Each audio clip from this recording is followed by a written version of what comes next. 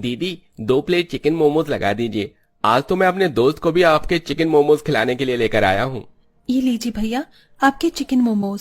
दीदी मेरे लिए भी 1 प्लेट चिकन मोमोज लगा दीजिए और साथ में वो लाल वाली चटनी थोड़ी एक्स्ट्रा देना। माँ जी ये स्टीम वाले तो चिकन मोमोज सारे खत्म हो गए हैं, मैं और लेकर आती हूँ। तब तक आप कस्टमर को ये फ्राई वाले मोमोज दे दीजिए। संध्या अपनी सास के साथ स्टॉल पर मोमोज बेचने का काम करती थी। वैसे तो संध्या कई तरह के मोमोज बेचती थी, लेकिन संध्या के स्टॉल की चिकन मोमोज सबसे ज्यादा फेमस थी। लोग शाम होते ही संध्या के स्टॉल पर चिकन मोमोज खाने के लिए लाइन लगाकर खड़े हो जाते थे। माता जी ये सारे तो राशन के डिब्बे हैं, आप इन्हें क्यों बेच रही हो? अगर इन्हें बेच देंगे तो राशन किस में रखोगी? जब घर में राशन होगा तभी तो हम रखेंगे। एक एक रोटी के लिए कितनी मेहनत करनी पड़ती है ये हम ही जानते हैं। इन्हें बेचकर कुछ पैसे तो मिल जाएंगे, उनसे 2 वक्त का खाना तो हम खा लेंगे। अपनी सास को घर के राशन के मसाले के डिब्बे यूं कबाड़ी वाले को बेचता देख संध्या जल्दी से बाहर आती है। अरे माँ जी आप ये क्या कर रही हैं? ये सब सामान क्यों बेच रही हैं? भैया इन्हें वापस यहाँ रख दीजिए, हमें नहीं बेचना ये सब। लेकिन बहू अगर बेचेंगे नहीं तो खाएंगे क्या? राजेश का काम भी बिल्कुल ठप पड़ चुका है, घर में राशन का एक दाना भी नहीं है, बच्चे सुबह से भूखे बैठे हैं, आखिरकार कब तक ये सब चलेगा? मैं जानती हूँ हमारे घर के हालात इस वक्त बिल्कुल भी ठीक नहीं है, लेकिन इसका मतलब ये नहीं कि हम ये सब करने पर उतर आए। भैया अब वापस से डिब्बों को नीचे रख दीजिए। माँ जी भगवान ने चाहा तो आज हम लोग जरूर खाना खाएंगे। संध्या राशन और मसाले के डिब्बे लेकर सीधा घर के अंदर चली जाती है और अपने पति राजेश का आने का बेसब्री से इंतजार करती है। संध्या के दोनों बच्चे चिंकी और बिट्टू सुबह से खाने की राह देख रहे होते हैं। जैसे ही शाम होती है राजेश थोड़ा सा आटा और दाल लेकर घर आता है। आप आ गए? बच्चे कब से आपका इंतजार कर रहे थे। आप कुछ राशन पानी लेकर आए हैं ना?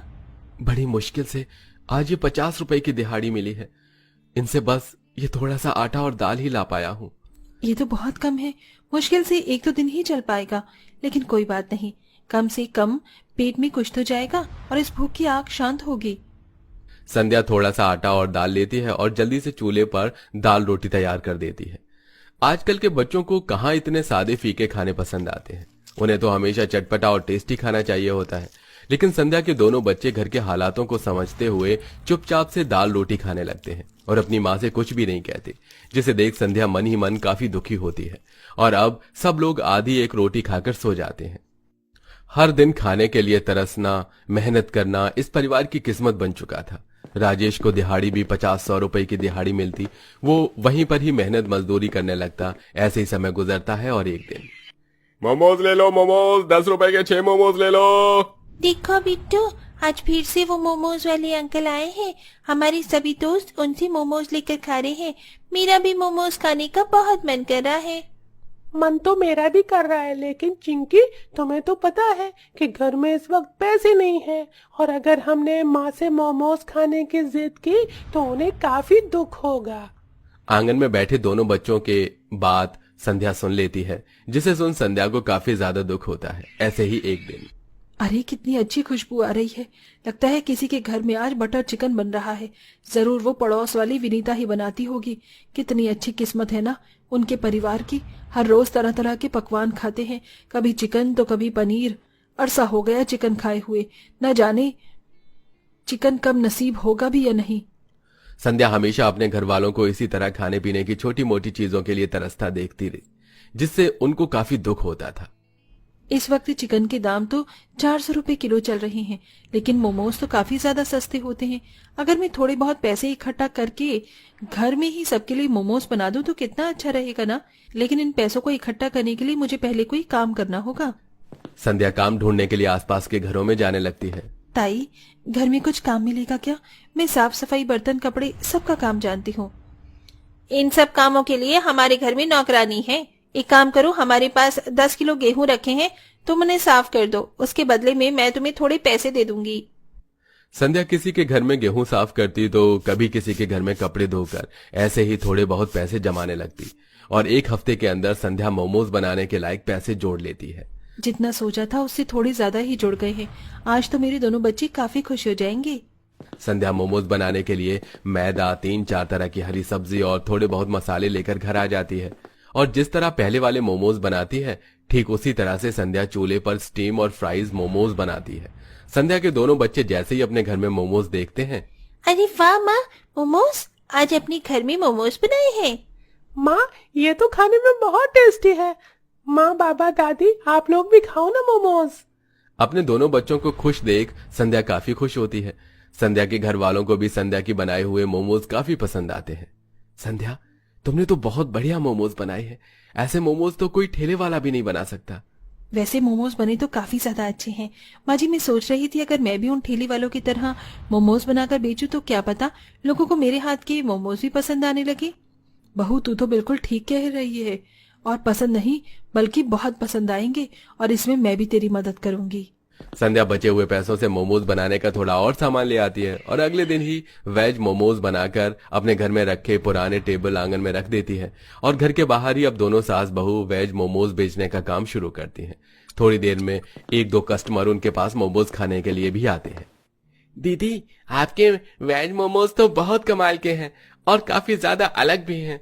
आपने इनके अंदर घर के मसाले डाले हैं ना, ये तो बहुत ज्यादा बढ़िया बने हैं। मेरे लिए एक प्लेट पैक भी कर दीजिए। लोगों को भी अपने मोमोज पसंद आता देख संध्या काफी ज्यादा खुश होती है और ऐसे ही कुछ दिन गुजर जाते हैं। जैसे जैसे अब संध्या के बने हुए मोमोज बिकने लगते हैं, वैसे वैसे संध्या मोमोज की वैरायटी भी बढ़ाने लगती है। साथ साथ वेज संध्या सोयाबीन और पनीर के मोमोज भी बेचने लगती है। ऐसे ही एक दिन मोमोज बनाने का सारा सामान ले लिया है, अब जल्दी से घर जाकर मोमोज बनाने की तैयारी कर लेती हूँ। संध्या सामान लेकर घर लौट रही होती है कि तभी संध्या को रास्ते में एक चिकन की दुकान दिखाई देती है। माँ जी का कब से चिकन खाने का मन कर रहा था। आज माँ जी के लिए मैं चिकन बनाऊंगी।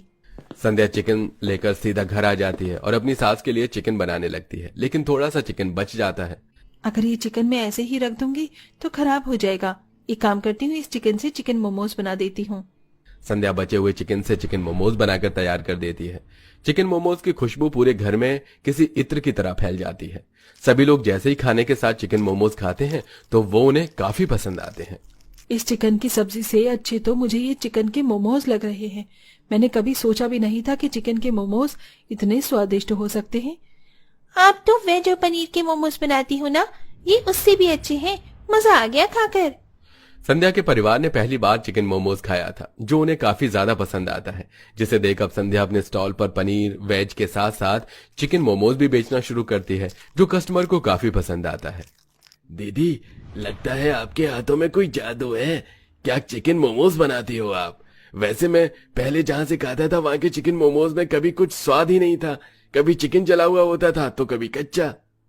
हाँ दीदी, हम तो आपके चिकन मोमोज के दीवाने हो गए हैं। अब से हम यहीं पर आएंगे। संध्या वैसे तो कई तरह के मोमोज बेचती थी, लेकिन संध्या के बने हुए चिकन मोमोज खाने के लिए लोग लाइन लगाकर खड़े हो जाते थे। जैसे जैसे दिन बीतते हैं वैसे वैसे संध्या के मोमोज खाने वाली कस्टमर भी बढ़ने लगते हैं और अब उनकी घर हालत भी ठीक होने लगती है। जितने भी पैसे मोमोज बेचकर कमाए थे, उन पैसों से संध्या कुछ समय में अपने पुराने और छोटे से घर को अच्छे से रेनोवेट करा देती है। साथ ही अपने दोनों बच्चों को अच्छी शिक्षा के लिए एक बड़े से स्कूल में एडमिशन करवा देती है। इसी के साथ अब संध्या एक मोमोज की दुकान खोल लेती है, जिसमें संध्या की सास और पति उसकी मदद करते हैं। मैं कभी सोच भी नहीं सकता था कि हमारी किस्मत कभी इस तरह बदलेगी। ये सब तो बस हमारी मेहनत का नतीजा है। इंसान अगर मेहनत करने पर उतर आए तो वो क्या कुछ नहीं कर सकता। जहां हम पहले खाने के लिए मोहताज थे, आज जो कुछ मेरे पास है वो सब हमारी मेहनत का नतीजा है।